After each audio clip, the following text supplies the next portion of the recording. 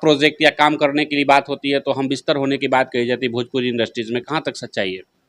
पवन सिंह का भी चुनावी मुद्दा जो है देख पा रहे होंगे सोशल मीडिया पे चल रहा है, और आज हमारे साथ मौजूद है प्रियंका महाराज जी। मुंबई से चलकर आज पटना पहुंची हुई हैं और अब बहुत ही मुश्किल से आज इनसे हमारा उनके जो भाई हैं ऋतिक सिंह करके, तो उनके ही नाम से मुझे कॉल आया था कि एक शो है करके, आपको आना है और पवन जी चाहते हैं कि आप वो शो में आइए। लेकिन बात करने के लिए हमारे साथ मौजूद है। सबसे पहले स्वागत है चैनल में हमारे। जी, थैंक यू सो मच। क्या कुछ कहना चाहेंगे? पवन सिंह के साथ लगातार आपका काम है, जिद्दी मूवी में आपने काम किया है, अभी चुनाव से पवन सिंह जो है चुनाव भी लड़ने वाले हैं, क्या कहना चाहेंगे? कितना सपोर्ट रहेगा आपकी तरफ से? फुल सपोर्ट है उनके लिए, और मुझे लगता भी है कि वो ही जीतेंगे। तो मेरे से जितना हो सकता है मैं प्रचार के लिए मतलब आगे जाऊंगी। पवन सिंह प्रचार के लिए कह रही कि आगे आएंगे, लेकिन पवन सिंह जब चुनाव में आ रहे थे इनके ऊपर बहुत तरीके की बातें सामने से आरा के ग्राउंड से हम रिपोर्टिंग कर रहे थे, वहां से भी तमाम तरीके की भाई पवन सिंह हैं कि फिल्में दुनिया में ठीक है, भोजपुरी में ऐसा कुछ नहीं है। एक्चुअली मुझे लगता है कि वो जहाँ जाएंगे वो उन चीज़ों के लिए वो फिट है। पहले वो सिंगिंग तो अभी भी करते हैं, लेकिन सिंगिंग करते वहाँ फिट है, एक्टर बन गए तो भी फिट है, अब राजनीतिक में आ रहे वहाँ भी फिट है। वो जहाँ जाएंगे झंडा गाड़ के ही आएंगे। प्रचार प्रसार के लिए भी जाएंगे? हाँ, बिल्कुल जाएंगे। ज्योति सिंह भी साथ में रहेंगे? बिल्कुल अच्छी बात है ना कि मतलब उनको फैमिली से भी सपोर्ट है और उन दोनों एक हो गए। ये बहुत अच्छी बात है, खुशी की बात है उनके फैंस के लिए। कहाँ से टिकट मिलने वाला है पवन सिंह को, कुछ आइडिया है? क्योंकि आप हमेशा टच में रहती है पवन सिंह के। एक्चुअली 3-4 नाम आया था, औरंगाबाद और दिल्ली और कुछ और जगह का नाम आया था, आरा से भी शायद। तो अभी देखते हैं कि पवन जी एग्जैक्ट कहाँ से लड़ते हैं। ये कंफर्मेशन हो नहीं पा रहा है? नहीं, अभी नहीं, ऐसा कुछ नहीं है। अभी ज्योति सिंह सामने से आई हैं, आपकी बात वगैरह हुई है कि नहीं ज्योति सिंह से? नहीं, मेरी कोई बात नहीं हुई है ज्योति जी से। पवन जी से? नहीं, एक्चुअली उनके बर्थडे के बाद हमारा कोई बात नहीं हुआ है उनसे, और लास्ट बर्थडे में ही मैं मुलाकात हुई थी उनसे, तो अभी मुझे उतना पता नहीं है उनके बारे में। पवन जी के साथ कोई और प्रोजेक्ट आपका अभी आ रहा है कि नहीं? ये चीज़ें पवन जी से पूछते तो ज़्यादा अच्छा होता, फिलहाल मुझे नहीं पता है। पवन जी अगर इस इंटरव्यू को देख रहे हैं और पवन जी के टीम के भी लोग अगर देख रहे हैं तो प्रियंका महाराज जी का कौन सा प्रोजेक्ट सामने से आने वाला है आप मुझे खुद कमेंट करें अगर ऐसा कुछ है तो। क्योंकि अगर कहीं ना कहीं अगर प्रियंका महाराज हमारे साथ आज बैठी हुई हैं तो पवन सिंह की जिद्दी मूवी बहुत ज़्यादा चली हुई थी और उसमें आपका एक्ट जो था बहुत ही काबिल तारीफ रहा है। बिल्कुल, क्योंकि फ़िल्में तो मैंने लगता है 20 से ज़्यादा ही कर लिया, लेकिन अभी भी लोग मुझे जानते हैं तो वो जिद्दी फ़िल्म से ही। ये चीज़ है, तो मैं इस चीज़ का शुक्रगुज़ार हूँ, और पवन जी तो पवन जी ही हैं, क्या बोला जाए उनके कितना लिए। सपोर्टिंग रहता है सेट पे जब पवन सिंह रहते हैं आपके साथ? एक्चुअली फुल सपोर्ट रहता है उनका, और कभी भी मुझे उनमें एटीट्यूड नहीं दिखा कि ये चीज़ें, वो चीज़ें। जैसे लोग बोलते हैं उनके बारे में बहुत कुछ, लेकिन मुझे कभी भी ऐसा नहीं लगा। बहुत ही बाबू बेटा प्यार से समझाते हैं ये चीज़ें, ये डिस्कस करते हैं, ये ऐसे नहीं डायलॉग बोलते, ऐसे बोलते हैं। तो फुल सपोर्ट रहता है, मुझे बहुत मज़ा आता है उनके साथ काम करके। पवन सिंह के ऊपर तो बहुत सारी उंगलियां उठती है कि पवन सिंह बहुत ही घमंडी है, पवन सिंह बहुत ही एटीट्यूड में रहने वाले हैं, ऐसा ऐसा। बिल्कुल, मैंने कहा ना कि उनके बारे में बहुत सारे लोग बहुत कुछ बोलते हैं, बट ऐसा कुछ नहीं है। आप सामने से मिलेंगे तो आपको खुद फ़ील हो जाएगा कि वो कितने अच्छे इंसान हैं। एक बार बीच में देखे थे कि आप भी कंट्रोवर्सी की शिकार हो गई थी, काफ़ी ज़्यादा विवादों में देखी जा रही थी, सोशल मीडिया पे काफ़ी ट्रोल हो रही थी उस सब चीज़ों को लेकर के, क्या मामला हुआ था उस वक्त? एक्चुअली उनके जो भाई हैं ऋतिक सिंह करके, तो उनके ही नाम से मुझे कॉल आया था कि एक शो है करके, आपको आना है और पवन जी चाहते हैं कि आप वो शो में आइए। लेकिन वो इतना कॉल उनके नाम से आने लगा कि मैं इरिटेट हो गई कि सच में मतलब उनके भाई ही फ़ोन कर रहे हैं क्या? तो मैंने पता किया तो मुझे पता चला कि कोई फ्रॉड है और मुझे फ़ोन किया जा रहा है, और फिर पता नहीं उसके बाद क्या होता।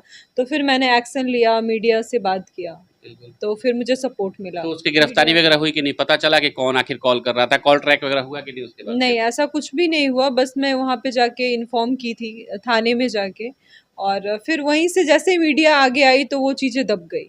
फिर अच्छा, क्या मुझे कोई लगता है, कॉल नहीं अच्छा आया। प्रियंका जी क्या लगता है कि इन सब चीज़ों के पीछे किसका हाथ हो सकता है? अगर ऐसे भोजपुरी में तमाम लड़कियां जैसे साजिश का शिकार हो जाती है देखा जाए एक तरीके से, तो इसमें कहाँ किसकी हाथ होती है? एक्चुअली मेरा तो किसी के साथ दुश्मनी नहीं है, तो मैं क्या अंदाज़ा लगाऊँ, और ऋतिक जी की बात है तो मैं उनसे भी नहीं मिली थी। वो कॉल आने के बाद मुझे पता चला कि उनके ये भाई भी हैं और ये सारी चीज़ें, तो मैं कोई आइडिया नहीं लगा सकती। भोजपुरी इंडस्ट्री लड़कियों के लिए कितना सिक्योर है? नहीं, देखिए भोजपुरी इंडस्ट्री की बात नहीं है, कहीं भी अपने दम पे ही रहना चाहिए। और पहली बात सिक्योर की बात है तो कहीं न कहीं आप अपने टैलेंट और मेहनत और फैमिली सपोर्ट और कहीं न कहीं खुद पे बिलीव करिए। ऐसा नहीं है कि आपको कोई ज़बरदस्ती करेगा और आप खुद एक्शन ले सकते हैं, मतलब ऐसा कुछ नहीं है कि आप लड़की हैं तो कमज़ोर हैं, ये चीज़ें नहीं हैं।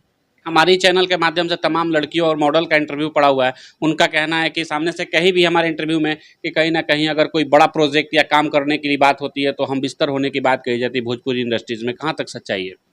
एक्चुअली कुछ छिछोरे लोग होंगे जो ऐसा कुछ बोलते होंगे, मैं ये नहीं कह सकती कि एकदम गलत बात है, ऐसा तो होता ही नहीं है, वो चीज़ें नहीं है।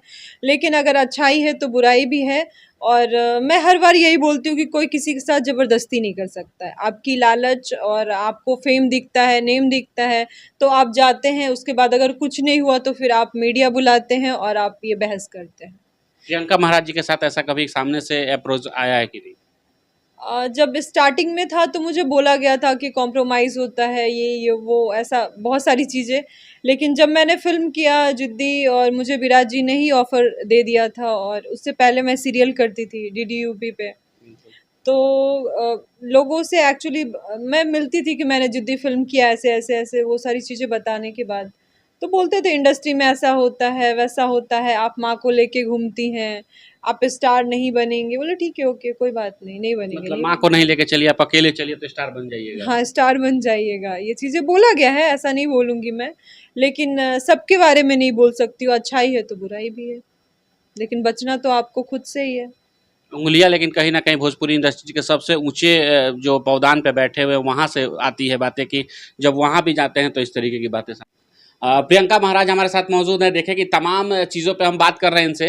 वीडियो में बने रहिएगा कंटिन्यू। आगे अभी और भी बात करना है इनसे कि और क्या-क्या चीज़ें होती है, भोजपुरी इंडस्ट्रीज़ कितनी सिक्योर है। आकांक्षा दुबे थी ना जी? आकांक्षा दुबे का मामला आपने देखा होगा, जिस तरीके से एक लड़की जो है वहाँ पे शोषण का शिकार होती है भोजपुरी इंडस्ट्रीज़ की, वो इंडस्ट्रीज़ में अनसिक्योरिटी फ़ील नहीं होती आपको? नहीं, मुझे तो ऐसा कुछ फ़ील नहीं होता है क्योंकि मेरी तो मम्मी सेट पे जाती है हर जगह, बट फ़िलहाल नहीं जा रही है वो, थोड़ा तबीयत की वजह से।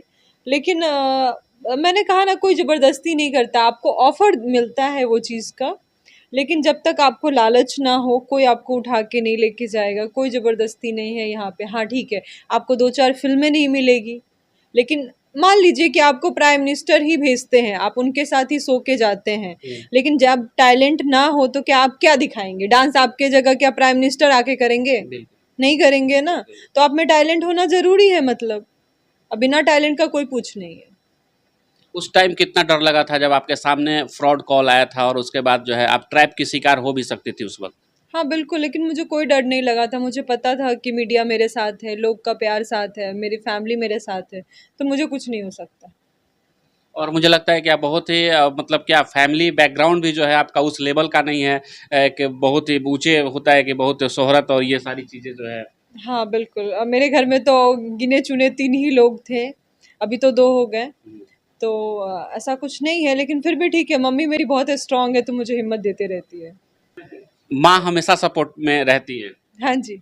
और हम ये भी बता दें कि माँ हमारे साथ ही बैठी हुई हैं, कैमरे के पीछे है, थोड़ा-सा कैमरा उधर मूव करिएगा और देखिए यहीं पे बैठी हुई हैं, इनसे भी हम थोड़ा-सा बात करेंगे। अच्छा माताजी कितना सपोर्टिंग रहता है आपकी बेटी के लिए आपके तरफ से? चलिए पहले सब लोगों को प्रणाम मेरा। हुँ। बेटी है तो सपोर्ट तो करना पड़ेगा क्योंकि आज उसके सर के ऊपर से उसके बाप का साया उठ गया है, तो उसका माँ और बाप दोनों हम हैं, तो बेटी का सपोर्ट तो बहुत ज़रूरी है। तो हम सपोर्ट नहीं करेंगे तो वो कैसे आगे बढ़ेगी, इसलिए वो जहाँ भी रहती है वहाँ हम उसके साथ रहते हैं।